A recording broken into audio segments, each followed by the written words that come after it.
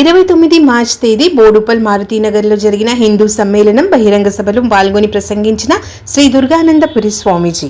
హిందూ సమాజము మన కార్యకర్తలు మొదట ఒక విషయం తెలుసుకోవాలి. ఈ ఆర్యావర్తనంలో సర్వసంగ పరిత్యాగకే మొదట సందేశం ఇచ్చే అధికారం ఉంది. త్యాగికి మాత్రమే సందేశం ఇచ్చే అధికారం ఉంది. కాబట్టి మన కార్యకర్తలు, మన సమాజం స్వామీజీ యొక్క సందేశం మీరు స్వీకరించాలి. స్వామీజీని కూర్చోబెట్టి మీరు అందరి యొక్క సందేశాలు ఏమి వినాలా. బాలకావస్థలో సన్యాసి అయ్యి దేశాటన చేస్తూ నేను పర్యటిస్తున్నా. మా మేడిపల్లి ఆశ్రమంకి రండి. మీ సొంత తల్లి తండ్రిని కూడా మీరు మలమూత్రాలు విసర్జిస్తే అసహించుకుని ఓల్డేజ్ హోమ్ లో చేసిన సందర్భంలో గడిచిన 30 సంవత్సరాల నుండి నేను కుష్టి వ్యాధిగ్రస్తులకు, అనాథలకు, రోగులకు, కుంటి వాళ్లకు, బుద్ధి వాళ్లకు సేవ చేస్తున్నా. మనము జీవితంలో చిలకలాగా మనం ఎన్నో పలుకులు మాట్లాడవచ్చు, జీవితం అంతా కూడా మనం మాట్లాడవచ్చు. కానీ మనము స్వీకరించిన ఒక వాక్యాన్ని జీవితంలో ఇంప్లిమెంట్ చేయడానికి జీవితం గడిచిపోతుంది. స్వామీజీ అంటారు, మీరు 1000 మాటలు, రామాయణము, ఇతిహాసాలు, పురాణాలు, భాగవతము, ఈ జీవితం సరిపోదు. కానీ స్వామీజీ అంటారు, కంప్లీట్ వర్క్స్ ఆఫ్ స్వామి వివేకానందలో నేను ఒకటే వాక్యం తీసుకున్నా, ఆ కంప్లీట్ వర్క్ కూడా చదవలేదు. దుఃఖపూరితమైన ఈ లోకంలో ఏ ఒక్కరి బాధ, దుఃఖం మాత్రం తీర్చగలిగితే అది మాత్రమే జీవితం, మిగతా అదంతా ఒట్టి ప్రయాస.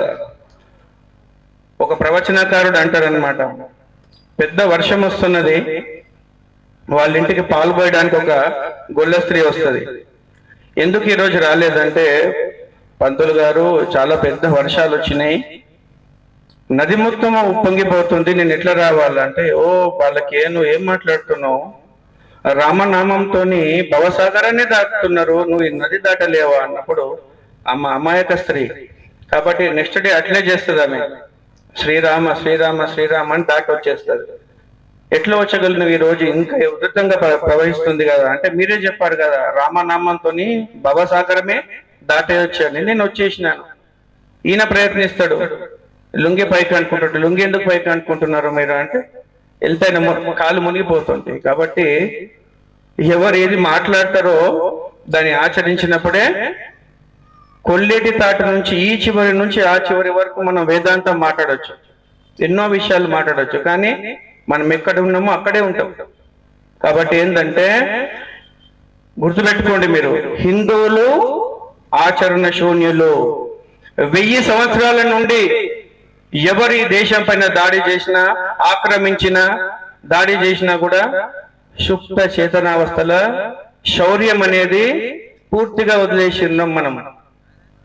తురుష్కులు, బహుమని సుల్తాన్లు, మొఘలులు దాడి చేయాలనుకున్న ప్రతి ఒక్కడు ఇక్కడ దాడి చేయగలిగింది. ఎందుకు? వాళ్ళెవరు కూడా సైన్యాన్ని తీసుకురాలేదు, వాళ్ళు మాత్రమే వచ్చారు. ఎందుకంటే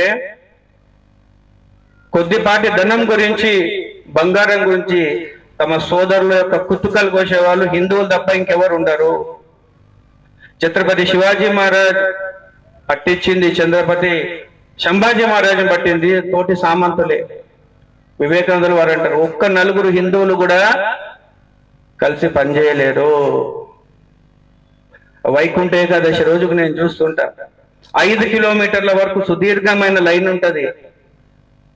వీళ్ళందరూ కూడా శ్రద్ధాలులై గుడికి వెళ్తారు 5 కిలోమీటర్ల వరకు. అదే గుడి పైన దాడి జరిగితే పట్టుమని 10 మంది, అదే విహెచ్పి కార్యకర్తలు, అదే బజరంగ దళం. మనకు అవసరం లేదు. స్వామీజీ అంటారు, రామకృష్ణ పరమహంస యొక్క సన్యాస దీక్ష స్వీకరించి యథార్థమైన భారతదేశానికి చూపిద్దాం ఈ వేదాంత ధర్మాన్ని. ఆసేతు హిమాచలం, కాశ్మీర్ నుండి కన్యాకుమారి వరకు, గుజరాత్ నుంచి బెంగాలీ వరకు పర్యటిస్తే ఎక్కడ కూడా వారికి రాజసిక శక్తి అనేది కనిపించలేదు. వీళ్ళగానే వేదాంత ధర్మాన్ని బోధించేది.